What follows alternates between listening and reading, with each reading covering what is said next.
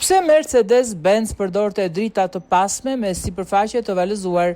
Dritat e pasme në brinj ishin ndër tiparet më dallueshme të modeleve të vjetra Mercedes-Benz. Megjithatë, kjo formë karakteristike nuk ishte menduar vetëm si zgjedhje estetike, por kryente një rol të rëndësishëm praktik. Në vitet 70, Mercedes-Benz nisi t'i pajiste automjetet e veta me drita të pasme që kishin sipërfaqe të valëzuar dhe vija të theksuara. Kjo zgjidhje, e cila vlerësohet pozitivisht edhe sot, u kthye në një shenjë identifikuese të markës, po aq të njohur sa grillat në formë veshkash të BMW-s. Gjatë dekadave, paraqitja e tyre pësoi ndryshime të ndryshme, por koncepti vazhdoi të përdorej deri në vitet 2000. Më pas, ai la vendin formave më aerodinamike. Ndonse pamja ishte veçantë, objektivi kryesor i këtij funksioni ishte përmirësimi i dukshmërisë. Forma me brinj sillte disa përfitime. Në rrugë të këqija dhe me balt, pluhurit dhe papastërtit mblidheshin hapësirat e futura mes vijave, ndërsa rryma e ajrit e vijëzuar gjatë lëvizjes ndihmonte në largimin e tyre.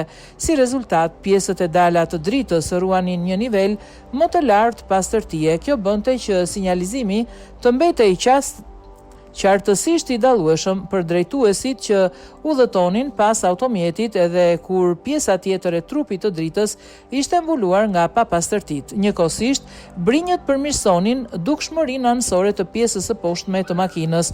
Mungesa e një kapaku të lëmuar i lejonte vijat të vepronin si një lloj prizmi.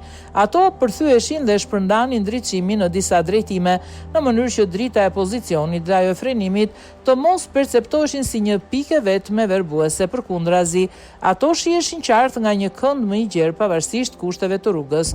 Në automjetet moderne, dritat e frenimit shpesh janë shndruar një pjesë të spikatur të pamjes së përgjithshme, ndërsa qëllimi i tyre fillestar është kaluar gradualisht në plan të dytë. Sidoqoftë, industria automobilistike nuk ka arritur kurrë një ide kaq të zgjuar sa zgjedhja që Mercedes-Benz përdori në vitet 70.